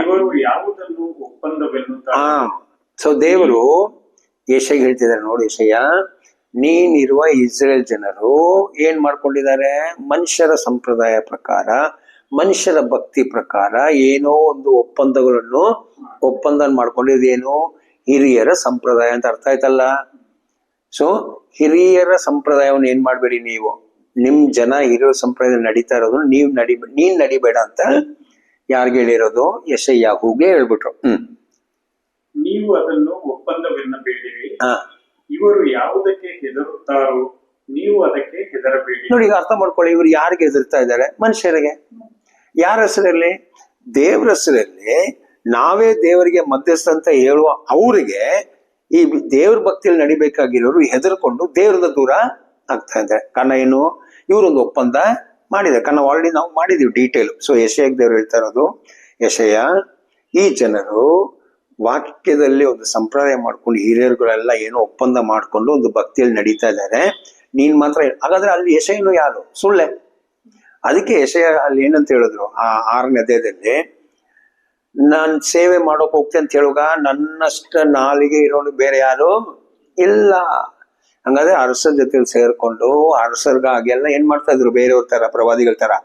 ಅಷ್ಟು ಕಾಲ ತನಕ ಸುಳ್ಳಲ್ಲಿ ನಡೆದಿರೋರೆ, ಆ ಒಪ್ಪಂದದಲ್ಲಿ ನಡೆದಿರೋರೆ, ಅವ್ರು ಮಾಡಿರೋ ಒಪ್ಪಂದದಲ್ಲಿ ನಡೆದಿರೋರೆ, ಈಗ ದೇವ್ರನ್ನ ಕರೆದ್ಬಿಟ್ಟು ಹೇಳ್ತಿದ್ದಾರೆ, ಬೇಡ, ಆ ಒಪ್ಪಂದದಲ್ಲಿ ನೀನ್ ನಡೀಲೆ, ಅದು ಒಳ್ಳೇದಲ್ಲ, ಅದು ಸುಳ್ಳೋದು. ಅದಕ್ಕೆ ನೀನೇನ್ ಮಾಡ್ಬೇಕು, ನೀನ್ ಸೆಪ್ರೇಟ್ ಆಗಿ ಏನ್ ಮಾಡ್ಬೇಕೀಗ, ಅವ್ರು ಕೊಡೋ ಸಂಪ್ರದಾಯ ಓದು. ಅಲ್ಲೇ ಒಳ್ಳೇದೇನು ಕೆಟ್ಟದೇನ ಯಾರು ಹೇಳ್ಕೊಳ್ತೀನಿ, ನಾನೇ ನಿನಗೆ ಏನ್ ಮಾಡ್ತೀನಿ ಈಗ ಅಲ್ವಾ? ಕನ್ನಡ ಎಷ್ಟು ಹೇಳಿರೋದೇನೋ, ತಾಯಿ ಹಾಲು ಬಿಟ್ಟು ಬಂದಿರೋರಿಗೆ ದೇವರೇ ನಮ್ಗೆ ಪಾಠ ಹೇಳ್ಕೊಡ್ತಾರೆ ಅಂತ ಹೇಳುವಾಗ, ಅದು ಖಂಡಿತ ಪಾಠ ಫಸ್ಟ್ ಯಾರಿಗೆ ಹೇಳ್ಕೊಡ್ಬೇಕು? ಯೆಶಾಯನಿಗೆ. ಕಾರಣ ಅದು ಹೇಳಿರೋದು ಯಾರಿಗೆ? ಯೆಶಾಯನಿಗೆ. ಯೆಶಾಯನಿಗೆ 28 ನಮ್ಗೆ ಹೇಳುವಾಗ ಅರ್ಥ ಏನೋ, ಅದು ಯೆಶಾಯನಿಗೆ ಆಲ್ರೆಡಿ ಏನಾಗಿದೆ, ಅನುಭವ ಆಗಿರೋ ವಿಷಯನೇ. ಸೊ 8ಅಲ್ಲಿ ಬಂದಿರೋ ವಿಷಯ ಏನು, ನೀನು ಆ ಒಪ್ಪಂದಗಳು, ಆ ಸಂಪ್ರದಾಯಗಳನ್ನು ತಗೊಳ್ಬೇಡ. ನೀನೇನ್ ಮಾಡ್ಬೇಕು, ಅದನ್ನ ಚೆನ್ನಾಗಿ ಓದ್ಬಿಟ್ಟು ನೀನೊಂದು ಗುಂಪು ಸ್ಟಾರ್ಟ್ ಮಾಡ್ಬೇಕು. ನಿನಗೆ ಒಂದು ಶಿಷ್ಯರುಗಳು ಏನ್ ಮಾಡ್ಬೇಕು ನೀನು. ಕಾರಣ ಅದು ನೀನಂತ ಹೇಳಿಲ್ಲ, ನೀವು ಅಂತ ಹೇಳ್ತಾರೆ ನೋಡಿ. ನೀವು ನೀವು ಅದಕ್ಕೆ ಹೆದರಬೇಡಿರಿ. ಹಾಗಾದ್ರೆ ನೀವು ಅಂದ್ರೆ ನೀನ್ ಹೋಗಿ ನನ್ನ ಪ್ರವಾದನೆ ಹೇಳುವಾಗ ಜನರು ಬಂದು ನಿನ್ನ ಹತ್ರ ನಿನ್ ಪ್ರವಾದನೆ ಏನಂತ ಕೇಳ್ತಾರೆ, ಮತ್ತು ಅದೇ ಜನರಿಗೆ ಸಂಪ್ರದಾಯನು ಗೊತ್ತಿರ್ತದೆ. ಆಗ ನೀನ್ ಏನ್ ಮಾಡ್ಬೇಕು, ಈ ಪ್ರವಾದನೆಗಳು ಅವ್ರಿಗೆ ತಿಳಿಸ್ಕೊಡ್ಬೇಕು. ಆಗ ಈ ಪ್ರವಾದನೆ ಏನಿದೆ, ದೇವ್ರ ಚಿತ್ತ ಇದೆ. ಸೊ ಈ ಪ್ರವಾದನೆ ನಂಬುವವ್ರಿಗೆ ಏನಾಗ್ತದೆ, ದೇವ್ರ ಚಿತ್ತ ಕಾಲದಲ್ಲಿ ಗೊತ್ತಾಗ್ಬಿಡ್ತದೆ. ಬಟ್ ಸಂಪ್ರದಾಯದಲ್ಲಿರೋರಿಗೆ ಈ ಪ್ರವಾದನೆ ಏನಾಗಲ್ಲ, ಅರ್ಥ ಆಗಲ್ಲ. ಪ್ರವಾದನೆ ಪುಸ್ತಕ ಅಲ್ಲೇ ಇರ್ತದೆ. ಪ್ರವಾದನೆ ಪುಸ್ತಕ ಬರೆದ್ಬಿಟ್ಟು ಮೆಸ್ಸಿಯ ಬಂದಿರ್ತಾರೆ. ಆಗ ಮೆಸ್ಸಿಯನ ಹತ್ರ ಕೇಳ್ತಾರೆ, ನೀನಾ ಅಂತ ಕೇಳ್ತಾರೆ. ಆಗ ಅವ್ರು ಏನ್ ಮಾಡಿರ್ಬೇಕು, ಪ್ರವಾದನೆ ಪುಸ್ತಕದಲ್ಲಿ ಬರೆದಿರೋ ಸಾಂಕೇತಿಕವಾಗಿರೋ ವಿಷಯಗಳು, ಮೆಸ್ಸಿಯ ಬಿಟ್ಟು ಸೂಚನೆಗಳೆಲ್ಲ ಓದ್ಬಿಟ್ಟು ಏನ್ ಮಾಡ್ಬೇಕು, ಅದೆಲ್ಲ ನೋಡಿ ಈತನೇ ಅಂತ ಏನ್ ಮಾಡ್ಬೇಕು, ಅರ್ಥ. ಅದಕ್ಕೆ ತುಂಬಾ ಜನ ಏನ್ ಮಾಡಿದ್ರು, ನೀನ್ ಮಾಡುವ ಅದ್ಭುತಗಳು, ನೀನ್ ಮಾಡುವ ಈ ವಿಷಯಗಳು, ಈ ಸತ್ಯ ಹೇಳ್ಬಿಟ್ಟು ನೀನ್ ಖಂಡಿತ ನೋಡಿ. ಒಂದು ನಿಕೋಡೆಮಸ್ ಅಂತ ಒಂದು ವ್ಯಕ್ತಿ, ಅವರು ಒಂದು ಜಬಾಲಯಕ್ಕೆ ಒಂದೇ ಅವರು ಒಂದು ಫರಿಸೀನಾಗಿದ್ದಿರ್ಬೇಕು. ಯಾಕೆ ಅವ್ರು ಬಂದು ಏನ್ ಮಾಡ್ತಾ ಇದ್ರು, ನೀನ್ ಮಾಡೋ ವಿಷಯಗಳು ಖಂಡಿತ ಇದು ಮನುಷ್ಯರು ಮಾಡಕ್ಕೆ ಹೆಂಗ್ ಗೊತ್ತಾಯ್ತು ಅವ್ರಿಗೆ. ಸೊ ಅವ್ರು ಏನ್ ಮಾಡ್ತಾ ಇದ್ರು, ಅದೇ ಸುಳ್ಳು ಜಾಗದಲ್ಲಿ ಇದ್ಕೊಂಡು ನಿಜವಾಗಿರುವ ಮೆಸ್ಸಿಯಾಗೆ ಹುಡುಕ್ತಾ ಇದ್ರು. ಅವ್ರಿಗೆ ಖಂಡಿತ ಈ ಯೆಶಾಯದ ಗುಂಪಾಗಿ ಗೊತ್ತಿರ್ತದೆ.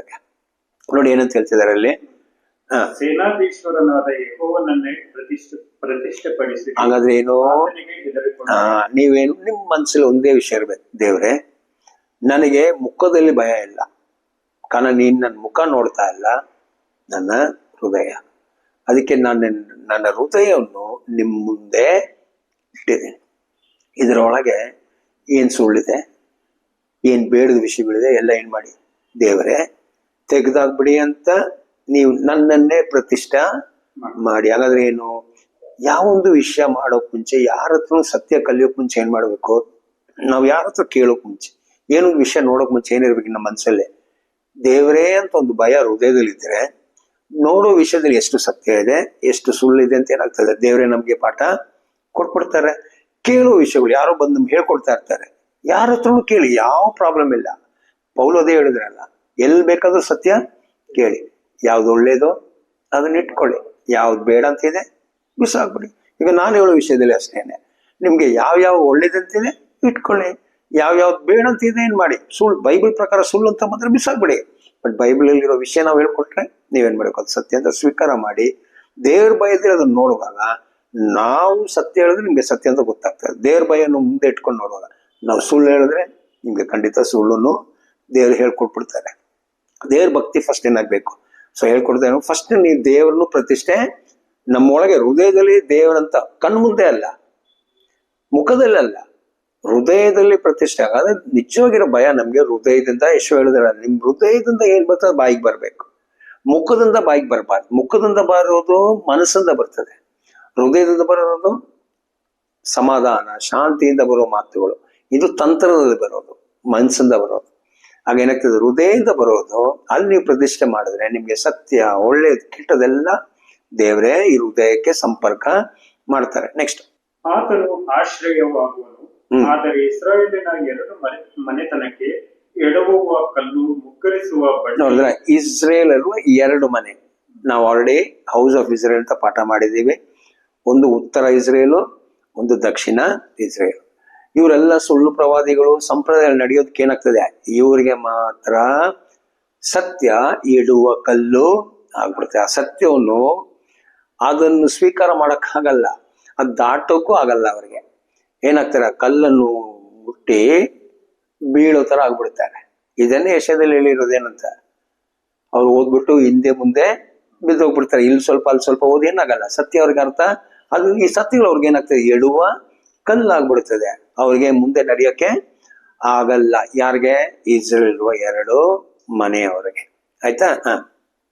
ಯೆರೂಸಲೇಮಿನ ನಿವಾಸಿಗಳಿಗೆ ಬಲೆಯು ಬೋನು ಆಗುವುದು. ನೋಡಿದ್ರ, ಅವ್ರಿಗೆ ಇಸ್ರೇಲ್ ನಿವಾಸಿಗಳಿಗೆ ಇದು ಅರ್ಥ. ಆಗ ದೇವರೇನಂತ ಹೇಳಿದ್ರೆ, ಯೆಶಾಯ, ನಾನೊಂದು ವಿಷಯ ಮಾಡ್ತೀನಿ, ಆಗ ನಿಮ್ಗೆ ಏನಾಗಲ್ಲ, ಅದು ಅರ್ಥ ಆಗಲ್ಲ, ನಂಬಿಕೆನು. ಯಾಕೆ, ಸಂಪ್ರದಾಯ ನಡೆಯೋರಿಗೆ ಸತ್ಯ ಅರ್ಥ ಆಗಲ್ಲ. ಬಟ್ ಹೃದಯದಲ್ಲಿ ದೇವ್ರನ್ನ ಪ್ರತಿಷ್ಠೆ ಮಾಡ್ಕೊಂಡು ನೀವು ಬೇಕಾದ್ರೆ ಎಲ್ಲಿ ಬೇಕಾದ್ರೂ ಕೂತ್ಕೊಂಡು ಕೇಳಿ ಸತ್ಯ.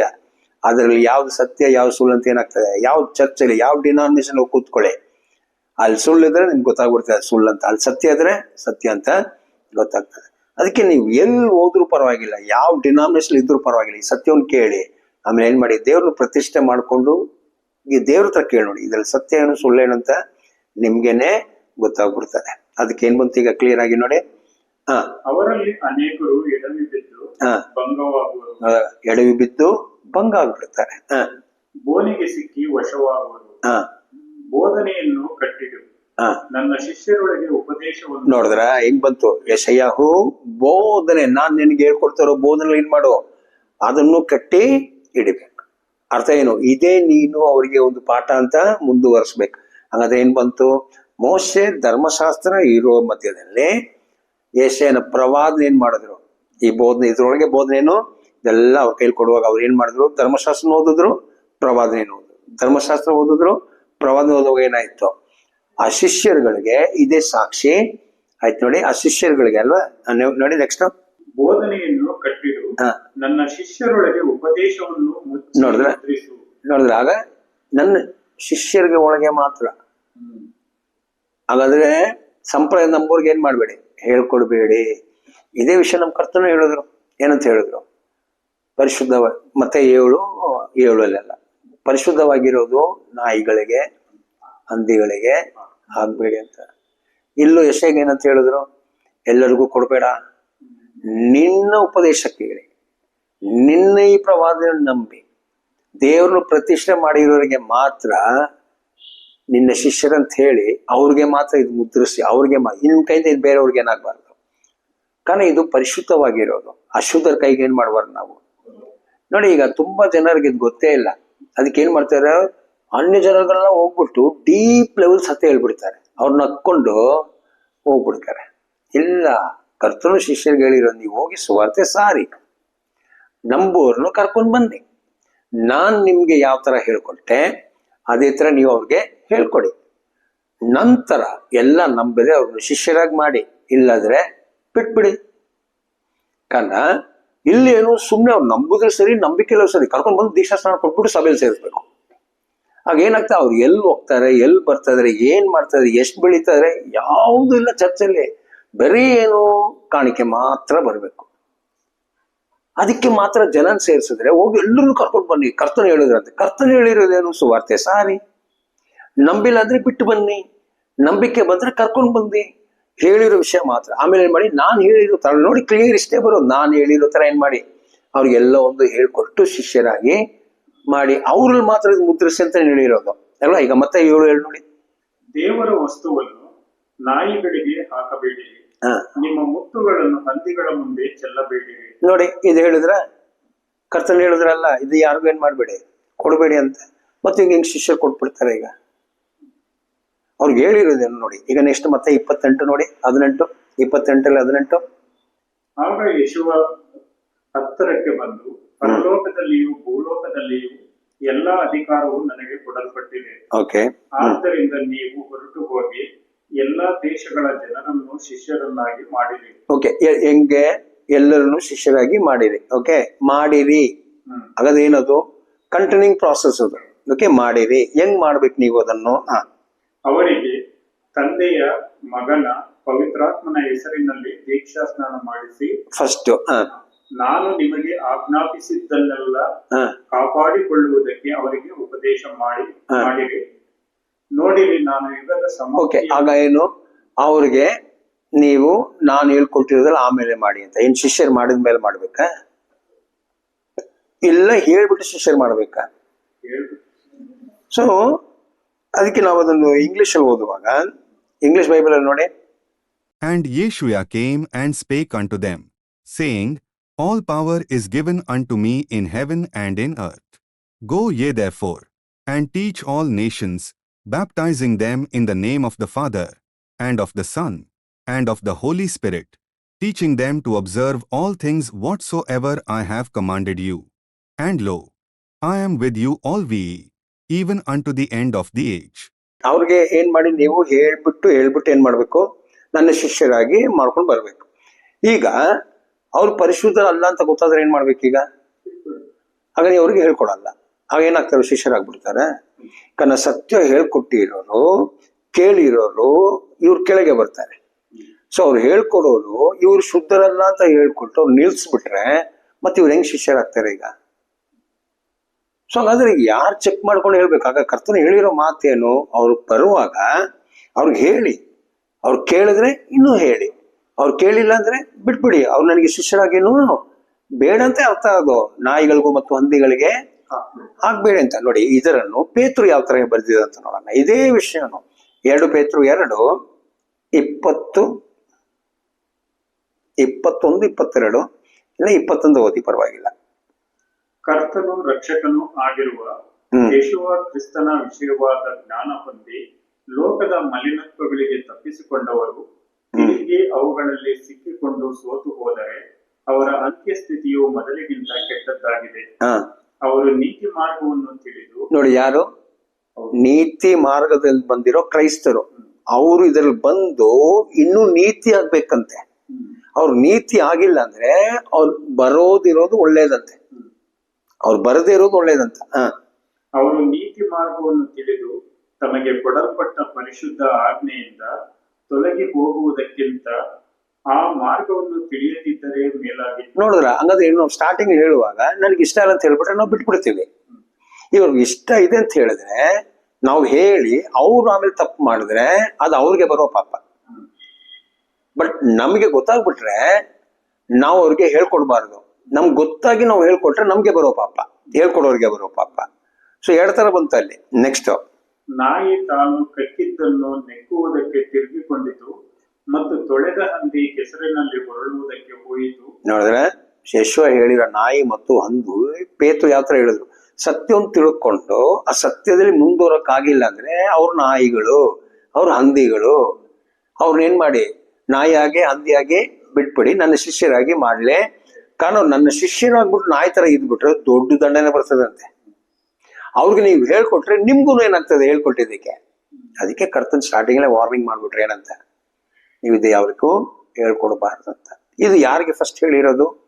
ಯೆಶಾಯಗೆ. ನೀವು ಯಾರಿಗೆ ಹೇಳ್ಕೊಡ್ಬೇಕು? ಆಗ ಯೆಶಾಯ ಅದಕ್ಕೆ ಉತ್ತರ ಕೊಡ್ತಾರೆ ನೋಡಿ, ಅಲ್ಲೇ ನೀನು ಇದು ಹೇಳ್ಕೊಡ್ಬೇಕು ಶಿಷ್ಯರಿಗೆ. ಅದಕ್ಕೆ ಯೆಶಾಯ ಹೇಳಿರೋ ಮಾತು ನೋಡಿ ಏನಾಯ್ತಂತ. ಯಾಕೋಬನ ಮನೆತನದವರಿಗೆ ಮುಖವನ್ನು ಮರೆಮಾಡಿಕೊಂಡಿರುವ ಯೆಹೋವನಿಗಾಗಿ. ನೋಡಿ, ಸಿಂಪಲ್ ಆಗಿ ಹೇಳ್ತಾ ಇರೋದನ್ನ ಯೆಶಾಯ ಹೇಳ್ತಾ ಇರೋದು. ಈಗ ದೇವರೇ ನನಗೆ ಸತ್ಯ ಸಿಕ್ತು, ಬಟ್ ಇಸ್ರೇಲ್ ಜನರಿಗೆ ಸತ್ಯ ಇಲ್ಲ. ಅವ್ರ ಕಡೆ ಏನ್ ಮಾಡಿದ್ಯಾ, ನಿನ್ ಮುಖ ತಿರ್ಸ್ಕೊಂಡಿದ್ಯಾ. ಅರ್ಥ ಏನು? ಹಂಗಾದ್ರೆ ಅವ್ರು ಸಂಪ್ರದಾಯದಲ್ಲಿ ನಡೆಯೋರು, ಅದಕ್ಕೆ ನಿನ್ ಮುಖ ತಿರ್ಗಿಸ್ಬಿಟ್ಟಿದೀಯ. ಬಟ್ ನನ್ ಕಡೆ ಏನಾಗಿದೆ, ಮುಖ ಇದೆ. ಅದಕ್ಕೆ ನಾನು ಮತ್ತು ನನ್ನ ಶಿಷ್ಯರು ಈ ಇಸ್ರೇಲ್ ಒಳಗೆ ಯಾರಾಗಿರ್ತೀವಿ? ಯೆಹೋವನಿಗಾಗಿ ನಾನು ಕಾದುಕೊಂಡು ಎದುರು ನೋಡುತ್ತಿರುವೆನು. ನೋಡಿದಾಗ ಏನರ್ಥ? ಪ್ರವಾದನೆಯಲ್ಲಿ ಬರ್ದಿರೋ ಪ್ರಕಾರ ಆ ಪ್ರವಾದನೆ ನೆರವೇರೋದಕ್ಕೆ ಏನ್ ಮಾಡ್ತಾ ಇರ್ತೀನಿ, ನಾನ್ ಕಾಯ್ತಾ ಇರ್ತೀನಿ. ಸೊ ಯೆಶಾಯಹು ಒಂದು ಪ್ರವಾದನೆ ಕಾಲದಲ್ಲಿ ತೀರೋಗಿರ್ತಾರೆ. ನೆಕ್ಸ್ಟ್ ಪ್ರವಾದನೆ ಆಗ್ತದೆ, ಇನ್ನು ಬರ್ತಾ ಇರ್ತಾರೆ. ಆ ಕಾಲದಲ್ಲಿರೋ ಭಕ್ತರುಗಳೇನಾಗ್ತಾ ಇದೆ, ಒಬ್ಬರೇ ಓಟ ಮುಗಿಸ್ಕೊಂಡೇ ಹೋಗ್ತಾರೋ, ಕೊನೆಗೆ ಯಾರು ಬರ್ಬೇಕು? ಯೇಸು ಅಂತ ಒಂದು ಪ್ರವಾದಿ ಬರ್ಬೇಕು. ಆವಾಗ ಏನಾಗ್ತದೆ? ಈ ಸಾಕ್ಷಿಯಾಗಿರೋರು ಆ ತನಕ ಇರ್ಬೇಕಾ ಇಲ್ಲ? ಈ ಸಾಕ್ಷಿಯಾಗಿ ಬಂದಿರೋರೆ ನೋಡಿ. ಅದಕ್ಕೆ ನಾನು ಮತ್ತು ನನಗೆ ಕೊಟ್ಟಿರುವ ಸಹೋದರಗಳು ಅಲ್ವಾ? ನೋಡಿ, ಆಹಾ, ನಾನು ನನಗೆ ಯೆಹೋವನು ದಯಪಾಲಿಸಿರುವ ಮಕ್ಕಳು. ನೋಡುವ, ನಾನು ಮತ್ತು ನನಗೆ ಯಾರಿಗೆ? ಯೆಶಾಯಗೆ ಸತ್ಯ ಹೇಳುವಾಗ ದೇವ್ರು ದಯಪಾಲಿಸಿರುವ ಮಕ್ಕಳು. ಹಾಗಾದ್ರೆ ಯಾರು ಕೊಟ್ಟಿರೋರು ಅವ್ರಿಗೆ?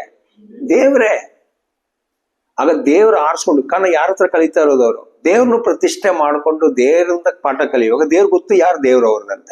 ಸೊ ದೇವ್ರ ಏನ್ ಮಾಡ್ತಾರೆ? ಅವ್ರನ್ನ ಕರ್ಕೊಂಡು ಬಂದು ನೋಡಿ, ಇದೇ ಪ್ರವಾದಿಗಳು ಇವ್ರ ಹತ್ರ ಏನ್ ಮಾಡಿ ನೀವು ಸತ್ಯವನ್ನು ಕಲಿ ಅಂತ ಅವ್ರ ಮಾರ್ಗಕ್ಕೆ ತೋರಿಸ್ಬಿಡ್ತಾರೆ. ಈಗ ಅವ್ರೇನ್ ಮಾಡ್ಬೇಕು? ಈ ಭಕ್ತರುಗಳನ್ನು ಅವ್ರ ಮಾರ್ಗದಲ್ಲಿ ಸತ್ಯ ಹೇಳ್ಕೊಂಡು ನಡೆಸ್ಕೊಂಡು ಬರ್ಬೇಕು. ಅವ್ರು ಬಿಡುವಾಗ ಏನಾಗ್ತದೆ? ಅವ್ರ ಮಕ್ಕಳಿಗೆ ಅವ್ರ ಮಕ್ಕಳಿಗೆ ಏನಾಗ್ತದೆ? ಆ ತರ ಒಂದು ತಲಾಂತರಗಳು ಇದೇ ಗುಂಪಲ್ಲಿ ಈ ಯೆಶಾಯವು ಮತ್ತು ಅವ್ರು ಕೊಟ್ಟಿರುವ ದೇವ್ರ ಮಕ್ಕಳು ಸಹೋದರಗಳು ಏನಾಗ್ತಾ ಇರ್ತಾರೆ? ಮುಂದುವರ್ಕೊಂಡು ಹಂಗೆ ಬರುವಾಗ